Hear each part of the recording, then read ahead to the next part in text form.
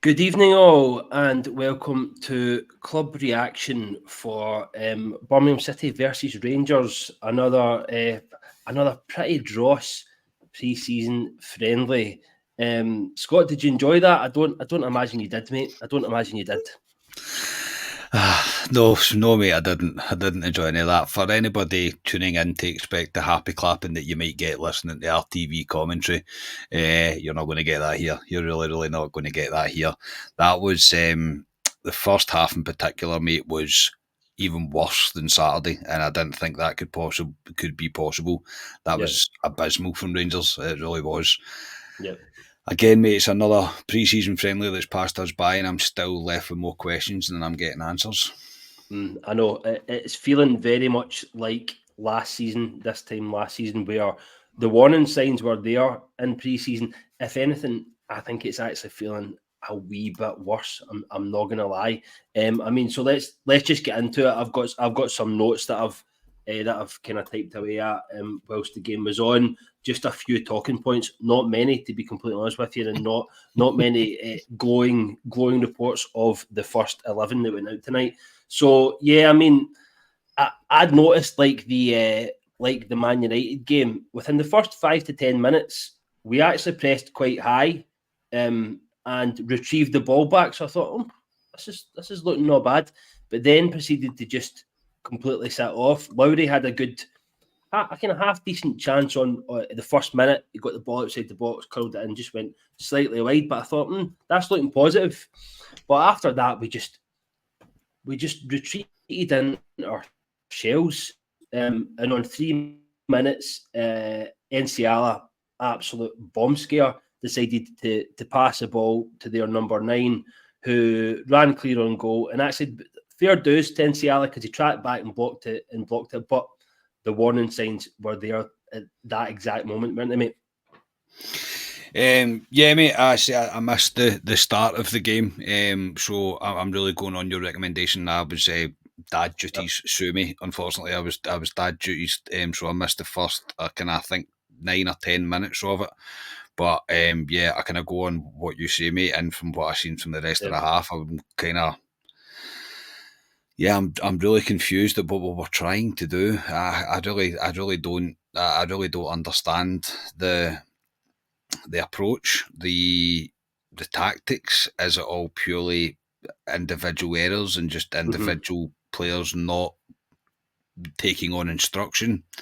I don't Mm-hmm. know. I really don't know. But based on obviously what I seen in that first half, it won't be long until people start looking at the manager, mate. It really won't, because we are getting Yeah. left with just sheer confusion about what's happening. Aye, I know. Well, look, let me, since you missed the first 10 minutes, what we'll do is I did. I'm gonna sail through the rest of the notes which I've got, and then we can do our rant and raving segment. Apologies to listeners tonight. As Scott said, you're not going to get a glowing report from us.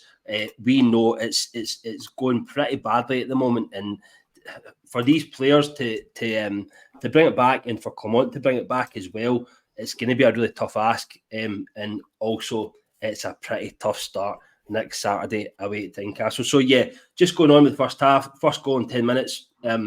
Corner whipped into the box, and it just seems to kind of hit off Tav from a couple of yards out. It's just poor goal conceded again.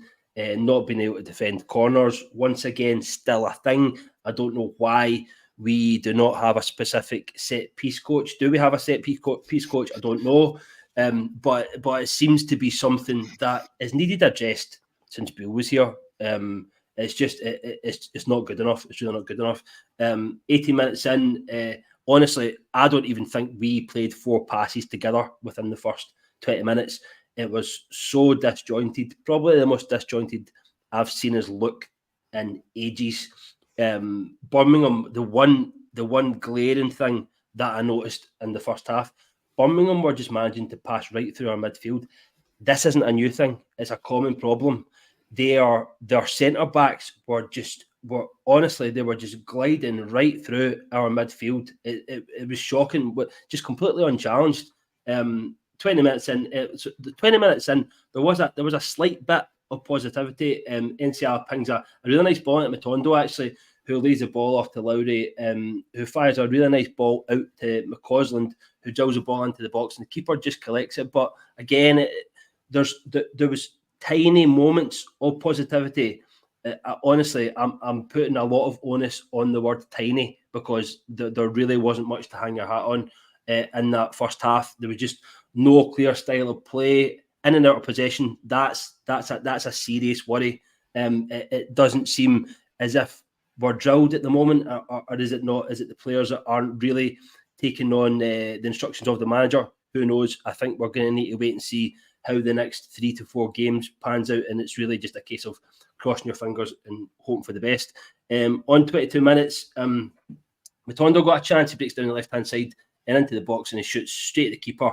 Again, it's like with these players, Matondo being one, decision-making so poor. You've got Danilo gliding into the box completely unchallenged. All you've got to do is roll the ball across the 6-yard box, and it's a tap-in. It's a tap-in. So these things, again, like, these need to be ironed out. The manager needs to be letting them know that the decision-making overall is extremely, extremely poor. I do think, though, as well, Jamie, I think obviously the starting 11 tonight, right? I wouldn't have thought many of them are really in the first team plans. Let's not beat around the bush. I do get that. However, it's still the glaring sign of just the sheer lack of quality that we have in pretty much every area of the squad. That the depth is not great. If the people that aren't first and the people that are on the fringes are not good enough to even be on the fringes, unfortunately, and that's what we're witnessing. Look, we're missing serious names out. Obviously, Tavernier came back in, which I did find rather bizarre, because by all reports and rumours that you want to hear, he's for the off. Don't understand the point in playing him. Maybe it was just a kind of cheerio to the fans, because I don't think he's going to be here much longer. He's obviously travelled to Birmingham and then gave permission to go to Cyprus to sign for his team, which will be happening, because by all reports he was doing a medical while he was away, so I'd imagine he's away to sign the dotted line and do his media work out there. He'll be back now. And obviously no Cantwell, no Sterling. There was a few more. Raskin's obviously out injured, and Lawrence wasn't in tonight. Lawrence wasn't there. Lawrence wasn't there either, and obviously Butland. But again, I'm not really too concerned about that one. He's a goalkeeper at the end of the day, so he can do once a game once a week, no problem at all, and not have any kind of dip or anything. But even at that, mate, it was just a performance where I'm left going, the press is so poorly executed, man. I mean, especially in that first half, it's so bad, and it's so easy just to pass straight through the middle of it. There's gaping holes all over the park for the opposition team to play into. But look, we do look like a disjointed squad. There doesn't look like there's much cohesion. No. Basic errors, people not doing the basics, the fundamentals of football. They're not doing that at this stage of the season. We looked leggy, and there is no movement or flow between the front and the back. Now, it's just I'm just left going, what is happening here? What is this here? I'm at the point where I'm going, even if we bring three or four players in, is it really going to make that much of a difference, considering the way we're trying to play football? And I don't think that this team can do it. Look, I've said, and I'm going off on one here, mate, I do apologise, but we've said previously we've said previously about the old guard being there, and they've managed to get managers to sack previously, which they have done. I think Goldson and Tavernier leaving is the comfort blanket that will get ripped away, and they were probably the ones that would kind of stand up to it to a certain extent. And the wee whispers between your teammates that would happen kind of not behind the manager's back, which is just the way football is. You talk to your teammates more than you talk to your manager. Yeah. And it kind of spreads. I'm not really sure what we should be doing here, not really sure what we should be doing here. So I think the signs are looking positive in terms of moving these people on, but Clement's going to need to be, really serious here about what he does in terms of how we get us to play in some form of style of football. Yeah. Because it could become part of this manager merry-go-round that we go on. And I also think the longer this goes on and the more rebuilds that we need to do, and we're getting to the point where it's going to be another full rebuild, I feel like every time it takes a wee bit more out of the fans, and even the most patient and glass half full of fans, which I usually am. I'm getting sick to the back teeth of watching it, man. I'm getting absolutely sick to the back teeth of watching it, where I'm going, us as fans are doing our part. We are putting the money into the club. We buy our tickets. We sell out the season tickets. we go and travel to these places, wherever it may be, we will follow and we'll go and we'll do it in our thousands, and we're not seeing the returns for that on the park, and the fans will begin to lose their patience, and they'll lose their patience quick. So, yeah, that first half as a whole, mate, I'd never want to speak of it ever again. I really don't. That's how poor I believe it was. Nobody in that half, I mean, not a single person, not a single player on that park gets pass marks. No, it was shocking. I mean, the last sort of dagger in the heart of that first half was 36 minutes. Birmingham scored their second. Player breaks into the box and cuts the ball back. Honestly, he's got about 10 years to put the ball in. He's completely unchallenged. Balogun's rooted to the spot. Enciala's rooted to the spot. We're just sliced through so easily. So the issues in a defensive sense are as bad as the issues you've just discussed in an attacking sense. The inability to press as a group. Danilo's doing it by himself, and then the two wide players are doing it, or one wide player's doing it. They're not hunting in packs. There's no understanding. So in terms of the manager, the thing that's worrying me is when he came in to replace Beale last season, was it October he came in or something like that? Yeah. He got the new manager bounce. We thought something's happening here. He did a lot with the squad in which he had. Obviously, we had bad injuries and things like that. We started to play in much a way where the Rangers support could see an overall identity. They could see an overall tempo of play. They could see an attacking football that we're used to seeing as Rangers fans, that we've been used to seeing through the 90s and the 90s and any other times that we've had an identity on the pitch. So we thought, right, fair dues. In terms of the players that are leaving, look, they're Tav and Goldson are the whipping boys.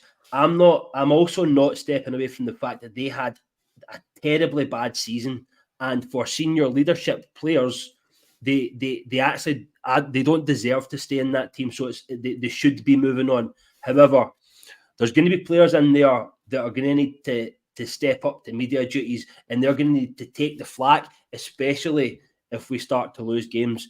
However, in terms of losing games, and it's looking like we will lose games, because as you say, mate, you can bring in 3 or 4 players. There's no time for those players to gel properly, to understand their new teammates, the way in which Clement wants to play.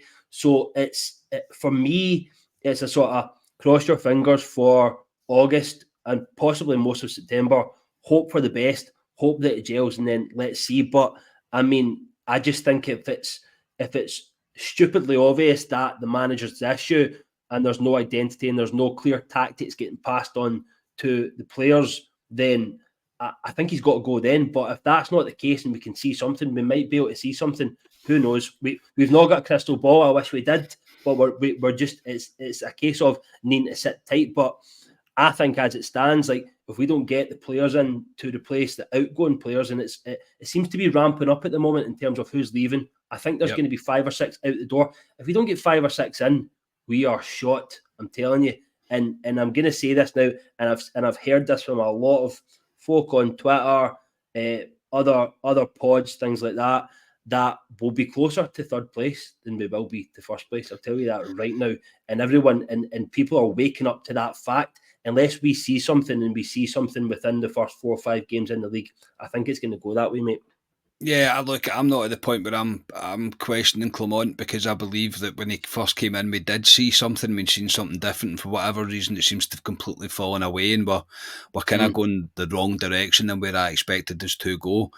I think he is very rigid and not very flexible in terms of the way that he wants to play football, but I suppose we have to give him the benefit of the doubt and let him try and shift as many out and get as many in as he can, and then you can really probably properly judge him. And that's me probably being not overly generous, but I think he deserves a bit more time. I don't think the board have done him any. I don't think the board have done him any favours. I don't think previous seasons' transfer windows have done him any favours with some of the absolute dross that's in that team. Really, there's too many of them that are not good enough to be anywhere near a Rangers first team, and that's me being brutally honest about it. Yeah, there's just far too many of them on stupidly high wages as well. But he is going to need to get some element of time. I think you'll see already that people will start to question Clement, because it has been a very poor pre-season. Again, another pre-season where you're kind of left wondering what we're doing and what he's trying to build. Yep. Whether there's a morale in the team right now, or whether it's affecting them, the fact that people are moving on. Again, if it is affecting you in a negative way, you're probably at the wrong club, because you should be looking at it as an opportunity to try and nail yourself down as a starter going forward. Yep. He's got a bit of work in his hands. He really does have a bit of work on his hands, and yeah, I think you're right going into this season. I know you'll maybe get one or two signings that will come in that will hit the ground absolutely running. You'll be like, superb. Others are going to need time to properly get into things. I think even like Danilo, I know he's not a new signing, but he kind of is, because how long he was out for. Didn't think he looked good at all. I really didn't, and nothing that I seen from him where I thought, you look like you might be the answer. Again, probably being a bit critical of him due to the length of time he's been out, and he's probably still getting there in terms of match fitness. So don't want to be too harsh, but there's still work to be done, and some, If we weren't desperate by after the performance that we've seen on Saturday, after tonight, and especially that first half, even on the second half, I know we'll come to.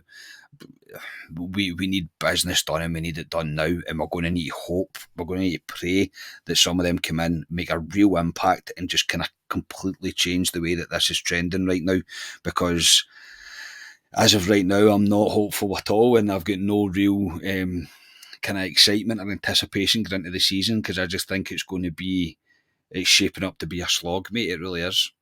I know it's the feeling of pure terror actually going into that first game. I think impending doom, mate. It is the feeling of impending doom. Impending doom is probably the best way to put it, mate. So, talking of impending doom, let's go on to the second half, which there was. I mean, it wasn't as much of an impending doom as it was the first half. It kind of shaped up slightly differently, and we started a lot better second half. Overall, quality still poor though. I didn't see a lot of interplay between any players. So it was essentially 20 minutes of not a lot of stuff happening.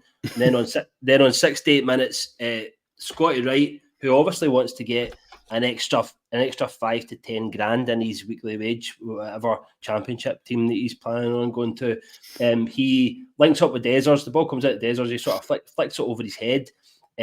Wright takes a touch, and he smashes an absolute brilliant finish into the keeper's top left-hand side. It was a really, really good finish, mate, wasn't it? Oh, absolutely. And I just messaged the group chat with hundreds of sad face emojis saying Scott Wright's playing in the 10, because honestly, and the same Dessers comes on again. The guy couldn't have had a pencil, mate, never mind had a ball. He's terrible. I can't cope with watching Dessers anymore. I really can't. He get caught offside as well again, and a chance he should never have been offside at. I know. And he's a very, very frustrating player. He really is. But Scott Wright, look, all credit to him here. That's a peachy finish. That's very well controlled, very well worked. It's a great finish, it really is. But you'll get it on Twitter now, mate, with people going, "Oh, we should keep Scott Wright. We'll get a tune out on." No, we shouldn't. No disrespect, Scott Wright, but you're not good enough. You haven't been good enough for years to play for this team. I know. It's time for you to go. But look, fair play to him, mate, because it was a peach. It really was. It was a cracker of a well worked goal. The only real bit of positive football I think we done in that second half. There was a few other bits maybe that we put a few passages of passing play together, but again it broke down once they got at the front line, which is an all too familiar picture that we're getting painted. And I thought Barron, when he comes on, looks like he gives a bit of a, want for a better word, he gives a bit of a shit. He does. He seems like he cares and he wants to get in and 100%. Stuck about and kind of nail that down. So I think he's shown a bit of positivity. I really do. And again, everything was wee bits, but wee bits of flashes. I thought Leon King was actually pretty solid at right back, which might be something that she going forward. I'm not 100% sure, but I thought he was solid enough. But they had a very changed squad again, and there you go. There's the backhanded compliment you were expecting, Rangers. Birmingham brought on a lot of changes. I think they made about 6 or 7 at one point. Would have brought a load of kind of youth and fringe players on, so they were hardly at full strength. Again, I'll give Rangers credit, it was better in the second half, but I can't say that it could have been any worse, because the first half honestly was shockingly bad, and Scott Wright scores a peach of a goal. Barron showing glimpses of why he was brought to the club, I think. And yeah, Leon King did not bad at right back. And Kelly as well. To be fair to Kelly, thought he was decent throughout the game. He didn't really have much he could do about either of the two goals. So I'm still not full of confidence though. Ali messaged me as well. Ali messaged me during it going like that. Do we have to go to football when we're in Berlin? I was like, oh yeah, probably, mate. We're probably going to need to go. Yeah, mate. Think of the Steiners. Think of the Steiners. That, do you know what I mean? I've had plenty by the time it comes round though, because I think it's a 5 o'clock kickoff on the Saturday, so I've had plenty of Steiners. It's a definite late kickoff, mate. So you can you can blur the vision. You won't even have to watch it, man. You can start. You can stand in the concourse eating a big bratwurst. You know what I mean? You get away with that. But no, I totally agree. I mean, I've actually got noted down here. I think Connor Barron again. Like he came in and I actually noticed it wasn't as easy to pass through us because he was getting himself in very, very good positions to stop that happening. Also, I just like him. He's got a bit of dig. Do you know what I mean? He gets half, he gets back up. He gets half, he gets back up. He goes up for headers. He's a wee guy. He just throws himself about. I just like the shining light that Dujon Sterling was last season. Connor Barron's going to be at this season. It's just that I just think of the overall quality of the squad for him to come in and be that guy and be the guy that's standing out. It shows you kind of where we're at the moment, and it's just we'll need to wait. We'll need to wait and see the quality that we're going to bring in and the guys that are just going to go right into the starting lineup. As well, though, Jamie, I think it shows just how sparse quality is throughout this squad. That the fact that Sterling and Barron, who are decent players, I think there's much more to come from them. But we are praising work rate. We are actually praising players looking not like technical skills. Looking like they're busting their gut. And at that point, you're going, that's the fundamental of playing for Glasgow Rangers, is that you have to work hard. You work hard every single game, no matter what. It's part of the contract, as far as I'm concerned. It's a non-negotiable. It's a non-negotiable. There is no negotiable for it, and we are now at the point where we're praising guys that look like they want to run about a bit and get tight to their man, track their runners, put in the tackles when they need to, break up the play. That's all good stuff, but that's just something that should be happening, and it's no disrespect to the two of them, because I like the both of them, I really do. Barron's made a real good impression. One thing I will say, when we are getting our press so wrong, and we did even in the second half, we got our press so wrong that when Birmingham could break on us, Barron was the only guy in the midfield to try and break up their attacking play from their midfield to their front. That's a tough shift, man. That's going to catch you out. Do you know what I mean? That's going to catch you out for sure. But fair play to him, because he was covering the ground. But I think it's a sad state of affairs when all we can praise in a Rangers squad is work rate. I really do. I think it's bad. I know it's far from ideal. I mean, it's really the £6 million Brazilian you're looking to be technically gifted in front of goal. And as you say, mate, I just think again, like, I think Danilo's going to get a bye, because he's clearly getting his match sharpness and his match fitness back. So I think we're just going to need to see how he plays. But I mean, as it stands, I think he'll be going into the season as the number 9. Do you know what I mean? I'm really hoping it's not Dezers. I'm hoping somebody comes in for Dezers, because like you, I honestly can't see him getting caught offside one more time. And I see, if you're listening to the pod and you're looking for more comedy funnies off me on Dezers this season, if you're still here, you're not going to get it, by the way, because that is well and truly over. That joke is done. That joke is done indeed. So we're just going to need to wait and see, but not a lot else in that second half, mate. So I think going into Saturday, what we're Wednesday now, we've got a couple of days to get things done. It's looking like Goldson's going to be out the door. I'm not quite sure of the status on Tav. I actually noticed that Davies wasn't in the squad at all tonight. Lawrence wasn't there. It looks like there's a few clubs in for Scott Wright. It was reported today. I think Plymouth could be the front runners. So look, I think the best case scenario is maybe 2 or 3 out the door by possibly the weekend. And then obviously it looks like the boy, the Czech boy that played with Danilo at 20, and what's his name again? Do you remember? Is it Czerny? he's reported today. Who's that? Oh, Tierney or Tierney or something like that. Yeah, I know what you're talking about. Anyway, that's getting reported quite widely now that he's going to come in on loan from Wolfsburg. He looks a good player.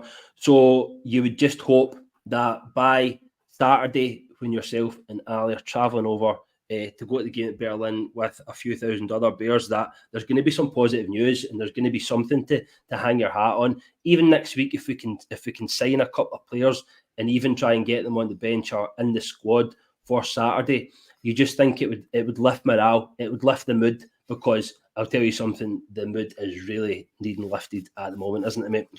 Absolutely, yeah. The mood is particularly low amongst Rangers fans going into a new season. It's been a while since I've felt it being as low as it is. Even last season, I think I was given benefits of the doubts, and maybe the scar tissue from last summer's pre-season is kind of making me think twice now about this season, because I mentioned it before as well. We get absolutely slated after the Hoffenheim game last season when Ali, Ryan, and myself were there. Saying red flags, literally red flags written all over that team, and I hate being a "I told you so" guy, because I don't ever want to be that guy. I always want to be wrong, especially when I'm talking about negatives about the team. But we were spot on that they're just players that I was going, well, like I remember saying during the game, I remember looking at him going, what's that guy? What's he? And he scored a goal, but I'm still going, no chance he's the answer. There's just no chance. But look, mate, me and Ali fly out to Germany Friday morning. We'll enjoy ourselves, that's for absolutely sure. We're looking forward to it. To make sure that if you don't miss out, we will put as much content up as we can while we're away. Broadcastable content anyway. I can't promise how sober me and Ali will remain for. Yeah, it'll be before the watershed. That you're putting it on. What goes on after the watershed is not. Yeah, it's not getting broadcast to the masses. But we'll put it on the Patreon, so make sure you're signed up to the Patreon on our gold tier, and you'll see the videos from myself and Ali. We'll try and do a video a day. Sunday might be a tender one, I won't lie. We might be slightly tender on Sunday, but I'm sure I'll get Ali I'll get him a German sausage in him and a Radler, and I'm sure he'll be feeling fine by Sunday afternoon. So yeah, make sure you're signed up for that, and yeah, that'll do us, I think, mate. Tonight, Friday, will be Club Live. It'll be Nicky and Ryan. It'll be on Club Live on Friday, as always. And yeah, me and Ali will bring you a club reaction on Saturday to the game, which will be available. I'll do two separate ones, which will be available, obviously, on the YouTube and that. But sorry, Jamie, I've kind of took over. From the 3rd of August, to get our club reactions going forward, you're going to need to be signed up to our Patreon, so make sure you head over and sign up to that. But the Club Live pod on Friday will always be free, and this Friday it'll be Nicky and Ryan. Thanks, mate. Can I go to my bed now, please? I'm a belly full tomorrow. That's fine. Rangers did nothing to please me tonight. Let's get going. Let's get going. I mean, it's good that the gaffer is taking Ali on his holidays to Germany. I wish I could have been there, but the astronomical prices of the flights were too much for me, and I'm also going to Turkey with the missus. But you know what? Next time I'll be there with you. So thanks a lot for tuning in tonight, guys. I'm sorry it couldn't have been a little bit more positive, but I'm sure on Saturday, after we beat Union Berlin, Scott and Ali will have a lot more positivity to fling your way. Thanks a lot. We've been Club at 22, the Rangers podcast.